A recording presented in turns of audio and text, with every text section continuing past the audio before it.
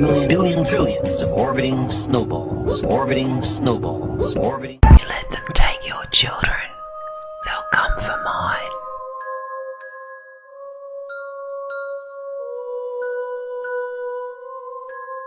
Operation Pied Piper. This is not the first time they came for the children. This is not the first time love for family, love for their fellow man was used to manipulate the masses, deprive them of basic necessities, and remove children from their parents.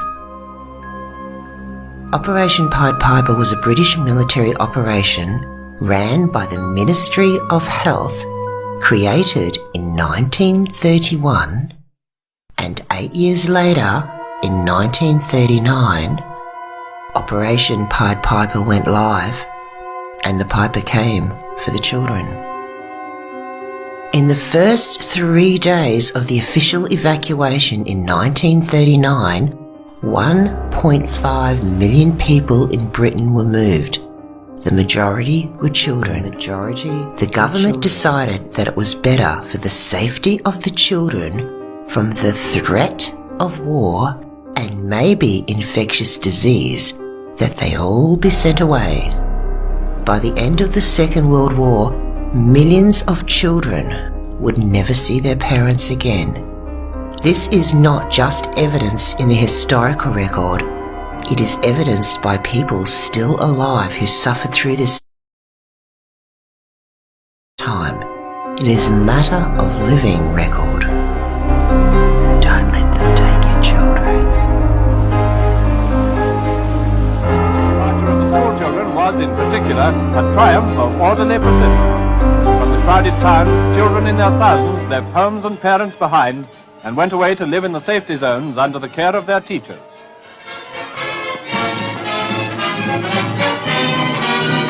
And here, another consoling thought, most of the youngsters went away cheerfully enough. For them, fortunately, the whole procedure seemed to hold no terrors and was even regarded as a holiday. With food and clothing provided by their parents, and each carrying a gas mask. Don't let them take your children. With food and clothing provided by their parents and each carrying a gas mask, these children are labelled like luggage, carrying a small port, one change of clothes inside and some food. They entrained for their excitingly unknown destination. They're carrying little suitcases off to some unknown destination. How long will they be away? How long before they again return to live under the same roof with their parents? How long will they be away? How long before they again return to live under the same roof as their parents? Some of these children will never see their parents again. Don't let them take your children. How long will 2 sets of clothing last? Note here that the same 3-day evacuation of the children scenario also happened in Germany. More on that later. Leading up to and during the Second World War, this building was the headquarters of the Ministry of Information, which was the inspiration in George Orwell's 1984 for the Ministry of Truth. Headquarters of the Ministry of Information, which controlled the press, propaganda and censorship.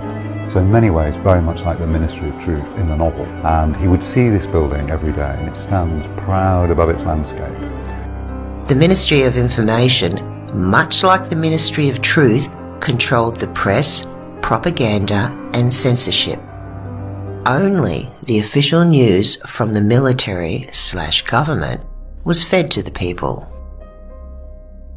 Upon researching through old newspapers of the day, it struck me very clearly that the underlying manipulation was using the human's love. They used the love of parents to make them believe that sending their precious babies away was the right thing to do. Well, was it? It is a matter of record that a great multitude of these children never saw their parents again. The children were labelled and exported to the country areas of Britain, and some eventually being exported to other countries, including Australia, where they were promised sunshine and rainbows, but most were put to work. Many treated as slaves with abhorrent conditions, some physically and or sexually abused. Many are still alive today. As I said, it is a matter of living record. The wars of the past have been romanticised by movies, books, tales of bravery, tales of love, fiction and fantasy tales, the machinations of media. Case in point, Operation Pied Piper. I thought it was very strange that the British military in 1931 would name a military operation after a fairy tale based in the German town of Hamelin, where children are taken away from their parents forever. Presented to us as children as a fairy tale with the moral of paying the piper, it is in fact a horror story. The little town of Hamelin in Germany is all of a sudden overrun with rats. The people try many things to no avail. Then the pied man with the magical pipe comes to town and addresses the mayor of Hamelin, and he says he can remove all the rats for a fee. The mayor and the town are at their wits' end and agreed to the fee and the agreement. When the town is asleep, the Pied Piper plays a tune on his magical flute that only the rats can hear, and the rats are compelled to follow him into a cave and disappear forever. When the townspeople awaken in the morning, there are no rats, and the townspeople are very happy. The Pied Piper returns and meets with the mayor for payment, but the mayor refuses to pay, and after an intense argument the piper leaves. But that night he returns and he plays a tune on his magical flute that only the children can hear, and all the children except for 3 follow the Pied Piper into a cave and just like the rats disappear forever. So almost 10 years before World War II, the British military names an operation after a story based on a German legend/fairy tale of children being taken away from their parents forever.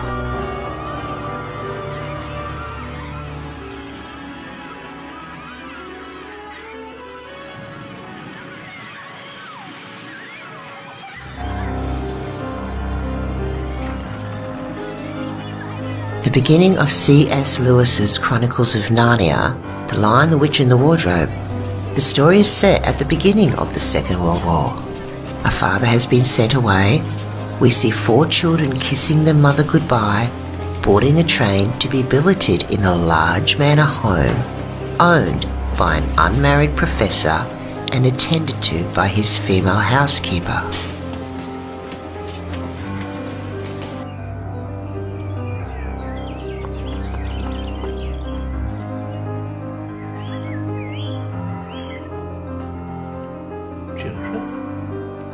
The day after the children arrive, the children, still in the same clothing they arrived in, explore the many rooms of the professor's grand mansion and happen upon the large old wardrobe. Lucy, the youngest, enters and proceeds to the back of the wardrobe, where she sees a light. She enters into a land of snow.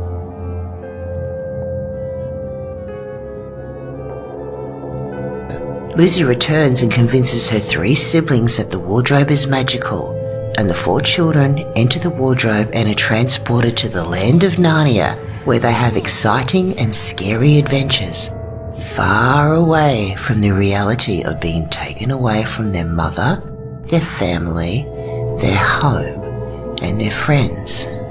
In the 1930s, it was widely feared that a new war would start with a massive bombing of Britain's cities from the air. We can see by the British newspapers published in the 1930s, war fear propaganda was fed to the general public on a daily basis in subtle and not so subtle ways. By the time Operation Pied Piper went live in 1939, many of the dads had been sent away to military training. The mums left alone with the radio and newspapers had been whipped into such a frenzy of fear for the safety of their children that they willingly allowed the government to gather up the children and send them away to locations of the government's choosing to stay in homes with unknown people. The mothers lined up in droves, filled in the forms, signed the paperwork, labelled their children and kissed them goodbye. Do you think the general public of Britain had any idea that Operation Pied Piper had been in the planning for some 8 years? Of course not. The general public is not privy to military operations. Now let's have a look at the child evacuation scheme in Germany. And please, ladies and gentlemen, let us notice the similarities between the British and German taking of the children, keeping in mind that we know Britain started planning Operation Pied Piper 8 years before the war. The German government's military operation was called Kindertransport.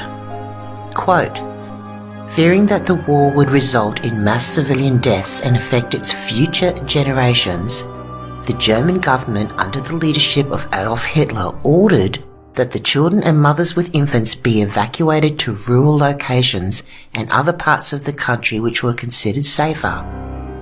The evacuation exercise happened in numerous phases. It is estimated that the first phase of children evacuation that happened over a 3-day period saw more than 800,000 children evacuees relocated by special trains and boats to the locations considered to be safe, such as Saxony, Bavaria and Prussia.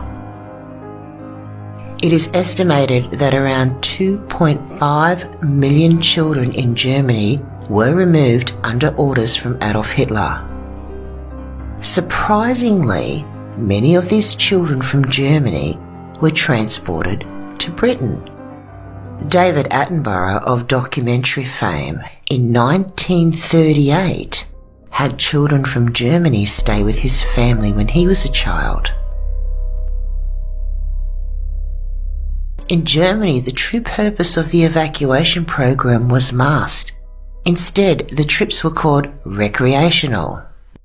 In KLV homes across the country, run by the Hitler Youth, children were exposed to Nazi propaganda and parliamentary drills, and many were very homesick. The KLV evacuation program did not always succeed in sheltering the children from the effects of the war. Towards the end of the war, German children were increasingly brought in to help with the war effort. One such girl is Eleanor, aged 16, who had to help out at the train station in Sagan, where many refugee trains carrying ethnic Germans from the east came through. In a school essay she wrote, "We had to unload 30 children from the wagon who had hypothermia. They were all dead." End quote, Newcastle University. Where is this living historical record I've spoken of, and where are these children now? As of the 11th of March 2020, the children who survived Operation Pied Piper and Kindertransport are now once again prevented from seeing their families by the government because the government said it's the right thing to do. Once again, these children of Pied Piper carry a mask. Our old people, 80 years and older, people's parents, grandparents, great-grandparents. Lest we forget. Did you forget? Did you let them take these children away? How many of you have not seen these children who by some miracle survived Operation Pied Piper? Now pay attention to this. The period between the time Operation Pied Piper went live in September 1939 until World War II was declared in September of 1940 was 1 year. The historical documents declare this time period as the phony war. The war they said would happen, and then it didn't. Mothers who were sick with grief at not seeing their children took to the countrysides to find their babies and bring them back home. The Ministry of Information went into overdrive and released much propaganda telling these mothers to leave the children where they are. Propaganda was released also that was presented directly to the children.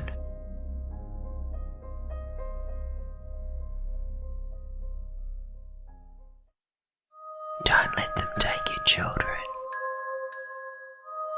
Don't let them take your children. Don't let them take your children. Filthy fucker. You'd also got a 12